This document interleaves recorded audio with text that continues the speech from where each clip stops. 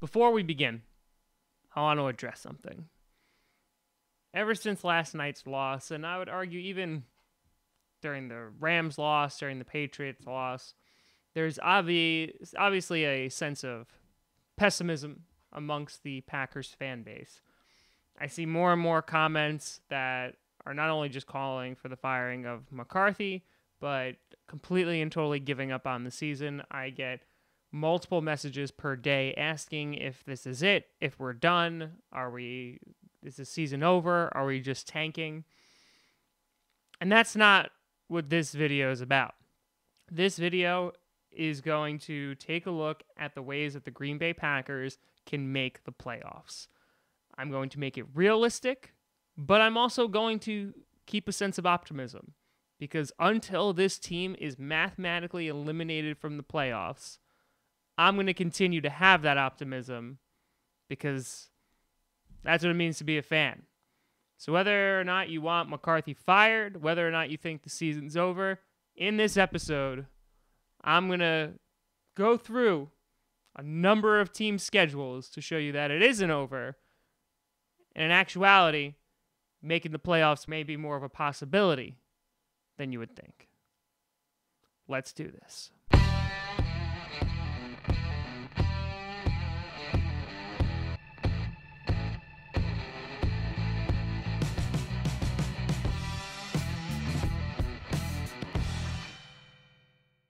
Grossi Posse Packer Nation, welcome to an episode of Packcast, the podcast where you don't have to be a Packers fan, but it sure does help. I am your host, Tom Grossi. Thank you so much for tuning in, and we're going to get into it today.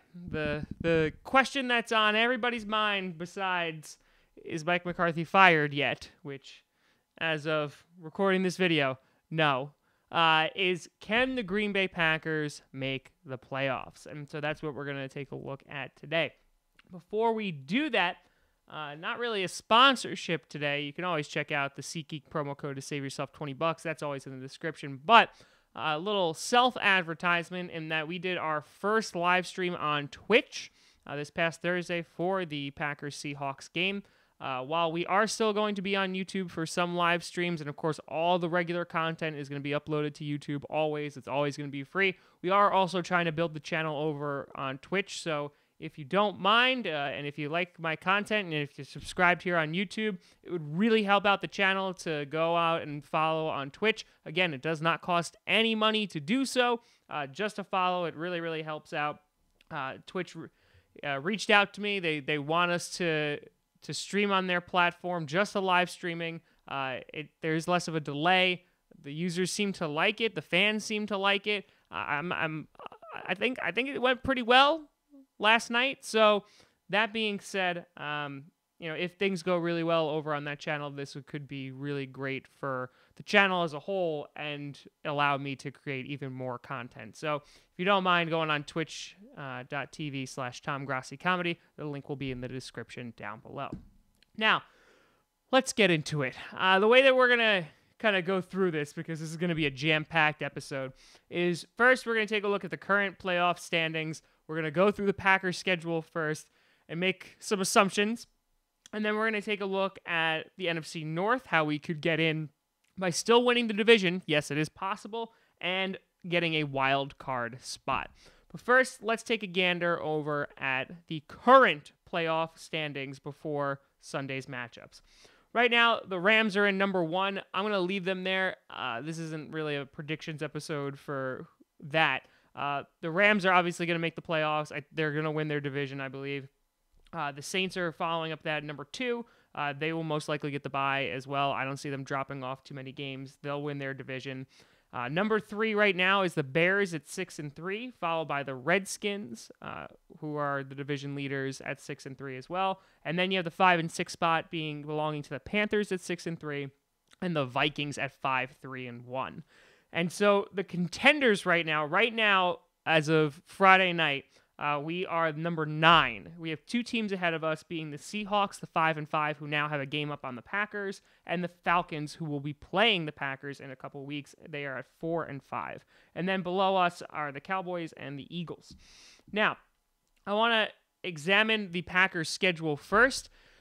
talk about how winnable these games are and kind of make a couple assumptions here while going through and looking at other team schedules, and that for the Packers to make the playoffs, this becomes a lot less complicated if we win out. If we win out, there's no guarantee that we're going to make the playoffs, but it is it's a lot more likely. So let's take a look at our next matchups. First of all, arguably the biggest game of this entire rest of the season is the Sunday Night Football game coming up against the Minnesota Vikings. We are in Minnesota. The Packers need to win this game. If they lose against the Vikings, you could basically throw the division out the window unless the Bears and Vikings all of a sudden just tank. And it's going to be really difficult for there to be any kind of comeback. We will then have dropped four of our last 5 games. It's not really going to be pretty.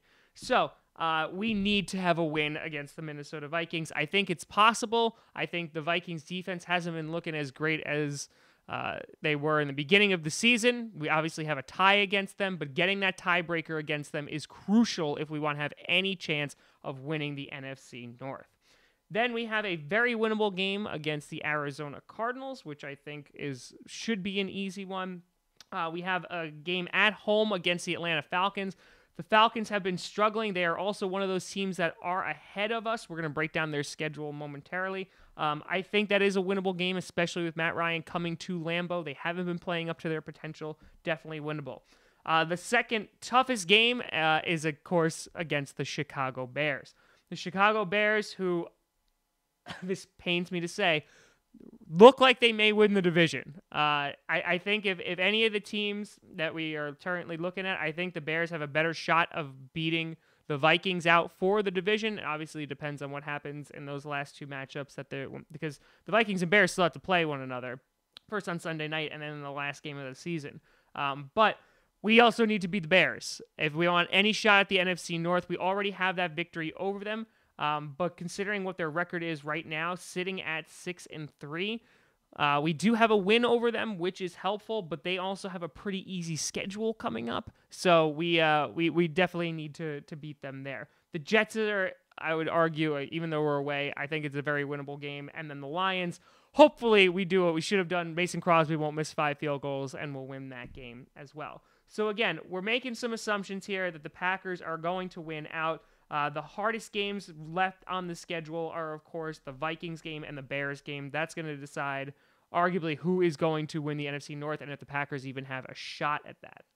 If the Green Bay Packers win out, we will end the year at 10-5-1. And yes, it is still possible to win the division at 10-5-1.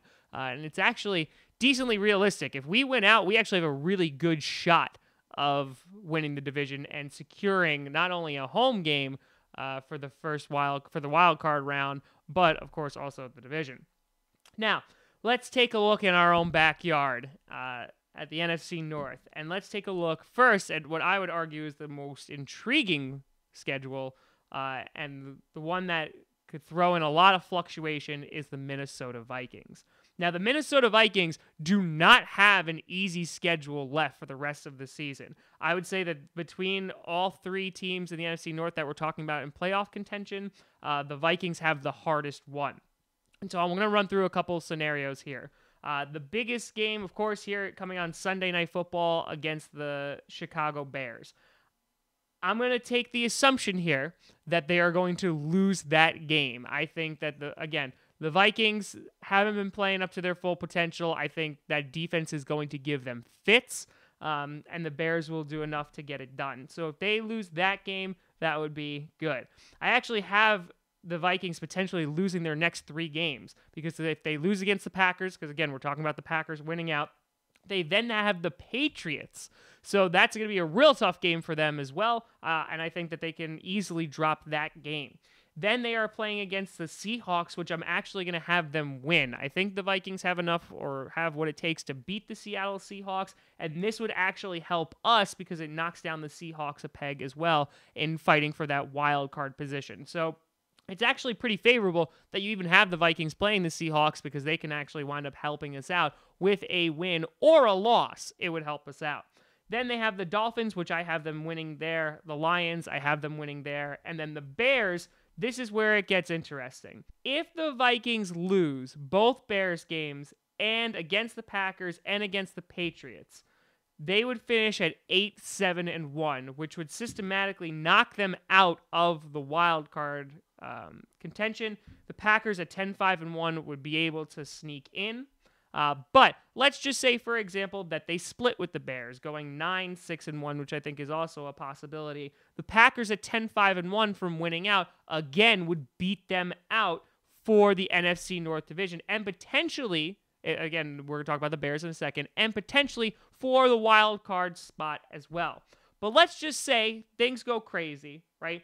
And the Bears lose to the Vikings both times.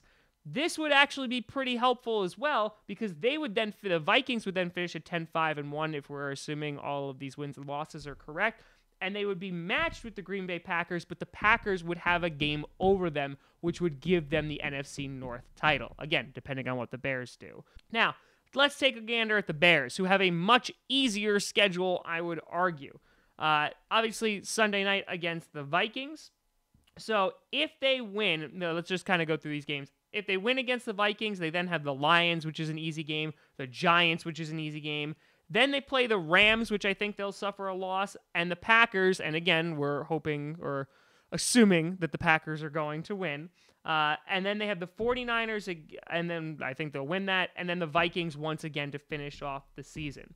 If they lose to the Vikings both times, and they lose to the Rams, and they lose to the Packers, they will finish the year at 9-7. And again, that would give the Green Bay Packers at 10-5-1 the advantage in the NFC North, and they would just have to worry about the Vikings, which again, if we're going with the 10-5-1 thing, would be beneficial for the Packers.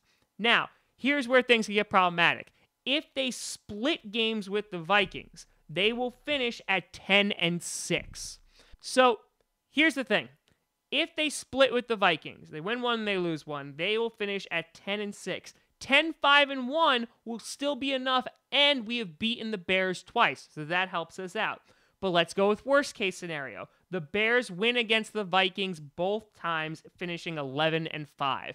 That's the worst case scenario, and if the Bears if they win their remaining games and just lose 2 games against the Rams and the Packers, that will not be enough for the Packers to take the NFC North title, because they would finish with an 11-5 record. They would win the division.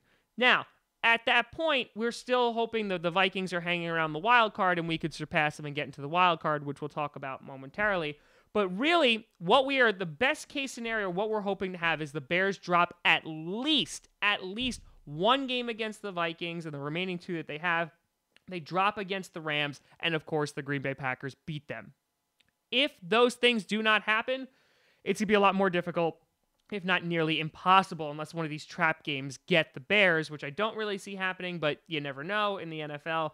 But yeah, we gotta hope the Bears drop some more games. That would be beneficial for us. Now, that's the NFC North in a nutshell. That's one way to get in. Obviously, that'd be the preferred way to get in, but the way that the Bears are playing, that may be very difficult. I see them losing, again, a max of 3 games, and those are maybes. So we'll see what happens. So again, root for the Vikings on Sunday night, even if it makes you want to spontaneously vomit. Now, the other teams that we're going to talk about who are in wild card contention are the Panthers, the Seahawks, and the Falcons. And thankfully, they do not have the easiest schedules left to play. Neither of these teams do. And what's even better is that they play each other a number of times, and the Packers are even playing the Falcons, which will help out. But let's take a look at the team we just lost to, the Seattle Seahawks. Now, the Seattle Seahawks, the next game that they play are against the Carolina Panthers, who I just mentioned are in playoff contention, or in wild card contention. They are currently sitting at the number 5 spot at 6-3. I'm going to say that the Panthers win this game. The way that the Panthers have been playing obviously got embarrassed by the Steelers, but I think they'll have a bounce-back game. I think they have the weapons in order to beat the Seahawks, so we're going to say that that's a loss there for the Seahawks. Then the Seahawks have the 49ers, which I think will be an easy win. They have the Vikings, who I think the Vikings can beat them, as we talked about before. Then they have the 49ers yet again, which I think they'll win. After the 49ers, the Seahawks then have a very difficult game against the Kansas City Chiefs, which I think they will lose to. And they finish off the season with the Cardinals, which I'm going to give them a win. So, that being said, with the Seahawks sitting at 5-5, I see them losing to the Panthers, the Vikings, and the Chiefs, which would bring, and winning the rest of their games, and so that would bring them at 8-8, and again, if we're assuming the Packers win out, they're sitting at 10-5-1, good for them for a wild card position, so they would win out on that one. Now, let's move on over to the Atlanta Falcons. The Atlanta Falcons, they have a decent schedule left. They have a game against the Cowboys, who have been surging, the Saints, the Ravens, the Packers, the Cardinals, the Panthers, and the Bucks. Let's go a little bit game by game. I'm going to say that they edge out the Cowboys and are able to get the win there. I say they're going to lose against the Saints. I'll give them the win against the Ravens. Again, we're hoping that the Packers win out, so I'm going to give them the loss there. They should win against the Cardinals. I'm going to give them a loss against the Panthers, but I could see them winning that game, which would be fine because that would help us out. So I can see them getting a win there. And then the Buccaneers, who they should beat at the end of the year. And that would bring their final record to 9-7, as they are currently sitting at 4-5. So they could win 5 more games. That's fine. They would still be at 9-7, and the Packers would be able to sneak in at 10-5-1. So again, the Packers need to beat them because we'll have the strength of record there. And even if they drop a game and kind of go 9-6-1, we would still have the leg up, not just because of the record, but also because we beat them. Then, the one that's going to give us a little bit of trouble is the Carolina Panthers. Panthers, I see having one of the easier schedules left. This may be difficult. They are playing the Detroit Lions next, which I think will be an easy win for them. They're playing the Seahawks, which again is helpful for us, but I think they'll get the win there. The Bucks, it should be a win. The Browns should be a win. I'm going to have them lose against the Saints, lose against the Falcons, and then lose against the Saints. Again, because they just play them twice. So they're going to drop the last 3 in this prediction, and in that case, they would be 10-6 on the year. So we would just squeak past them. But again, the Panthers could pull off a win against maybe splitting with the Saints, or they could even beat the Falcons. And in that case, then they would finish with a better record than us, beating us, and then we just got to hope that the last, and one of these other teams like the Seahawks, the Falcons, or the Vikings drop enough games. So, that being said, the easiest, not that we are in control of our own destiny, but we make our lives significantly easier if we are able to win out. This becomes a lot less complicated. But and again, you still have teams like the Cowboys and the Eagles sitting at 4-5, so they're decently close. They're only behind us because we have a tie instead of a loss. But I think our best shot going forward is hoping that the Bears drop at least 3 games of their final stretch here. 1 against the Vikings, 1 against the Rams, and of course 1 against the Packers. And then the Vikings are going to hopefully lose at least 3 of their next games as well against the Bears, Packers, and Patriots. And so the whole thing of summing this all up is that it is, while this sounded super duper complicated and took me a really long time to go through, it is definitely possible. The Packers have 2 routes to make the playoffs, and it's really going to be contingent on what they do with their own game. So before we start freaking out of what's going on in other games, we really need to start taking care of business. Because if we lose to teams like the Vikings or the Bears, if we lose to the Vikings or the Bears, or both, our NFC North shots are pretty much done. I'm going to give us a little bit of wiggle room and say that we can lose one of our next remaining 6 games. That would be keep us maybe sort of alive in the wild card, but then we're kind of putting our fate in other teams' hands, like the Vikings, like the Panthers, Falcons, etc., and even the Seahawks. So the moral of the story is this long, complicated, and thorough video and explanation, not doom and gloom just yet. If we start losing more games, then yeah, let's doom and gloom, toaster party up all day, but we're not there yet. So if you're still on the edge of, Tom, you're one of those people that email me or message me and are like, Tom, do we have any hope? We damn right have some hope. So it ain't over yet. We still got a lot of football left to play. And technically, we still win the division. And that's not being an optimist. That's just being realistic. Again, if we don't win out, that becomes a lot more difficult, but we definitely need to beat the Vikings. We need to beat the Bears. And I would say maybe we could drop one of those games against like the Jets, Lions, or Cardinals, because I think the Falcons game is too important as well. But their schedules and our schedules are beneficial for us to sneak into the playoffs. We've run the table before. We've gotten hot before.